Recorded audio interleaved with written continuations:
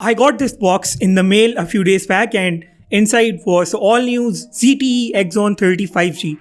Let's see what this phone brings in the box.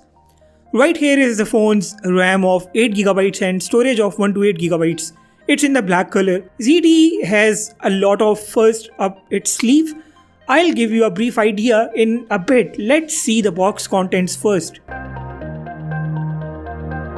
Right here on the top we get the phone. I'll turn the phone up and put it on a side. Underneath we have this sleeve with the SIM eject pin, paperwork and a plastic case. There are two more boxes inside. Here we have this one with the headphone, a headphone jack to USB-C converter and a 65-watt charging brick. In this one we have a USB-C cable. Now this was quite an unboxing experience. I've been missing this since the day manufacturers started removing accessories from the box. Let's get into the phone now.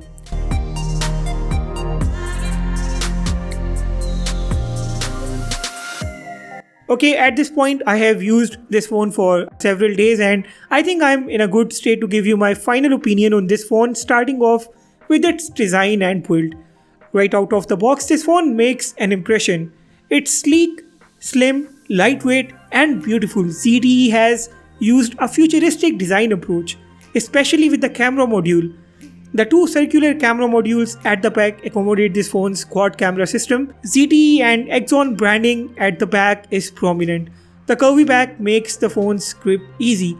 At the bottom, along with the USB-C port, mic and speaker grill, you can find the SIM card tray.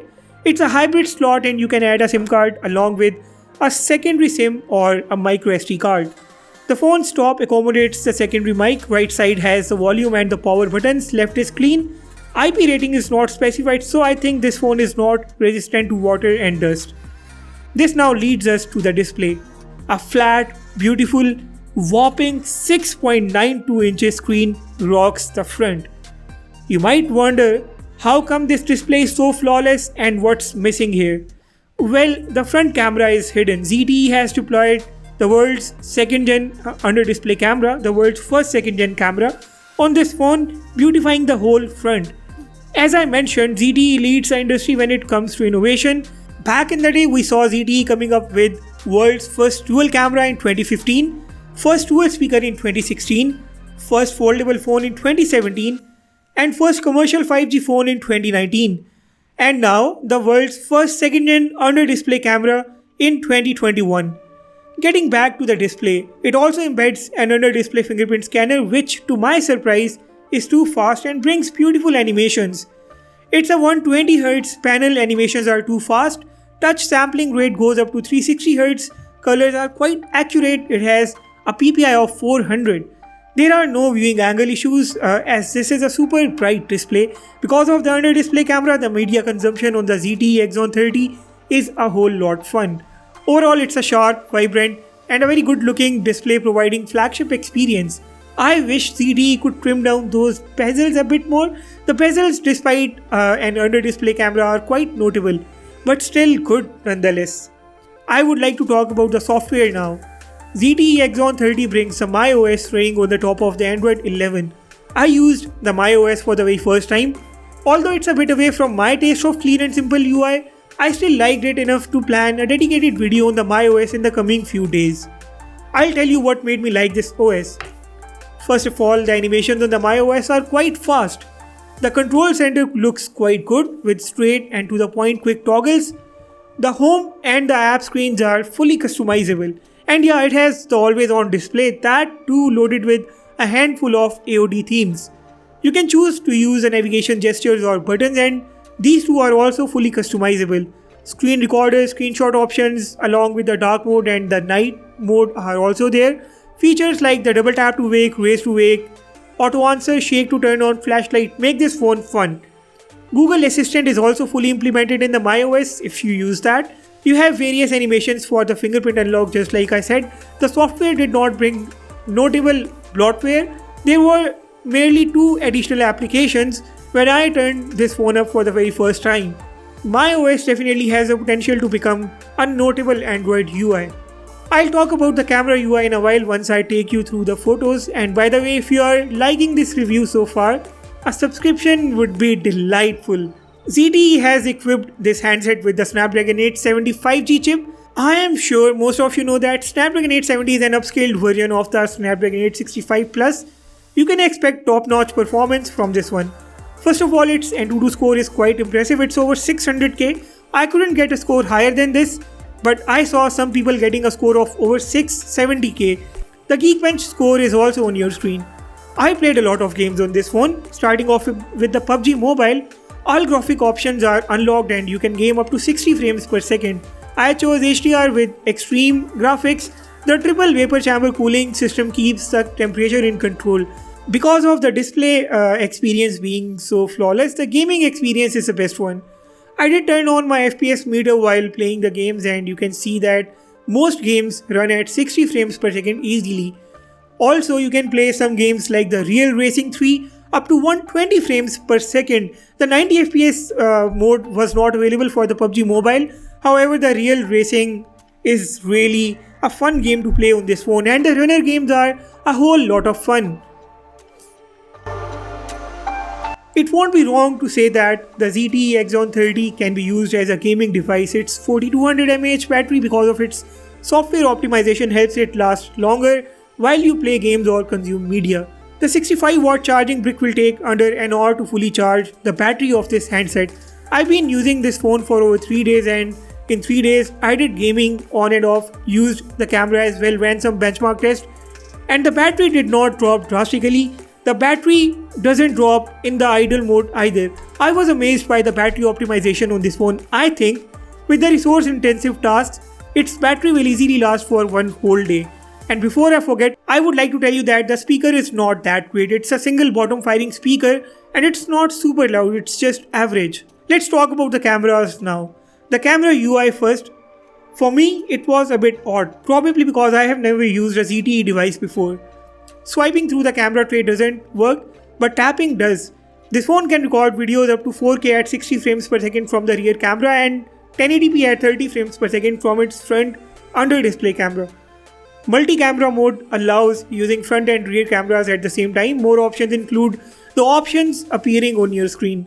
I'll show you the camera samples as well in a bit, but let me tell you about the camera hardware before that. The main camera at the back is the Sony IMX682 64 megapixels camera sensor. Rest of the details are on your screen. Front camera hidden under the display. I'll try to show you the front camera right here if you can just see it. It's a 16 megapixels OmniVN sensor. And with this, I'll show you some camera samples, starting off with the front camera, of course. Front camera in the normal mode takes really good selfies. Really good for the under display camera, I mean. We have seen some other under display cameras, but their front result is not on par. On the contrary, the ZTE Axon 30 ups the UDC game. Its portrait mode is not very impressive, it blows off some edges, and the background blur looks a bit weird. So I suggest taking your selfies in the normal mode. The selfie color tone is good, saturation is balanced, images are not super sharp, but this amount of sharpness looks appropriate. The fact that the under display cameras have come this far should be appreciated alone, and this will definitely pave a better way for the upcoming under display cameras. Let's move on to the rear camera images now. The ultra wide camera at the back takes a bit dull images, so you have to be under super bright sunlight, otherwise you will have to live with this kind of photos. The main 64 megapixel camera takes very impressive images, vibrant colors. The images lack details in the normal mode, but the moment you switch to the 64 megapixels mode, details come alive all of a sudden, and you do compromise on the highlights here. Highlights are blown off in the background because the HDR does not work in this mode. The rear camera portrait mode adds a very strong depth effect, blurring the background. All these images side by side now, the normal mode produces the best colors. 64 megapixels mode produces the best details. Portrait mode has an overall impressive look, and the ultra wide mode is good to capture a lot of scene inside one image. I'll show you some more high res versus the low res and the ultra wide images now. The details of the images will be mentioned underneath. Make sure to analyze all these images on your own and drop your feedback in the comment section down below.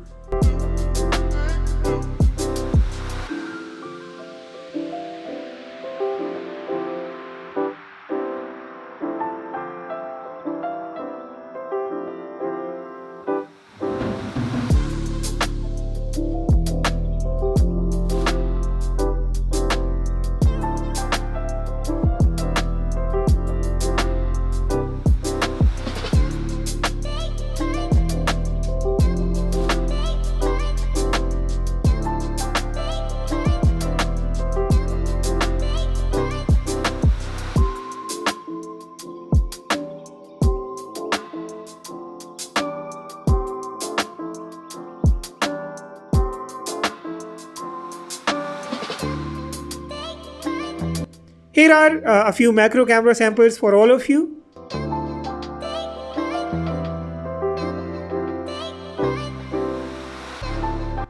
Night mode works just like any other night mode.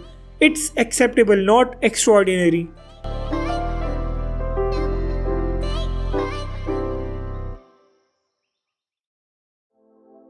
This is the front under display 16 megapixels camera of the ZTE Axon 30 5G, and now it's really hot here, which is why I am sweating. I was just taking these camera samples outside, actually in the garage of my house. So now this might not be the best front camera video result that you are looking at, because under display cameras are still a little behind, but I think for an under display camera in 2021 this is quite incredible. There is a blurry effect at some points in the video, but overall it's quite acceptable, and you guys have to tell me about the voice recording quality and overall quality of this video. Remember, this is the second hand under display camera on a smartphone, and the video is stable. The max you can record is 1080p at 30 frames per second from the front camera of this phone. And drop your comments below and make sure that you do not leave without hitting that subscribe button. Rear camera can record high-res videos. Just like I said, it's an optically stabilized camera. Videos are not as shaky. You can see the details are quite good here, and the colors are also quite accurate. I have captured videos in all the available resolutions on this phone. Watch these videos and drop your own thoughts in the comment section below. Make sure to drop your feedback about this review and this format of reviews in the comment section as well. Let me know which feature of the ZTE Axon 30 5G is the one that you like the most. Hit the like button and subscribe if you haven't yet. With that being said, I will sign off and see you all in the next one.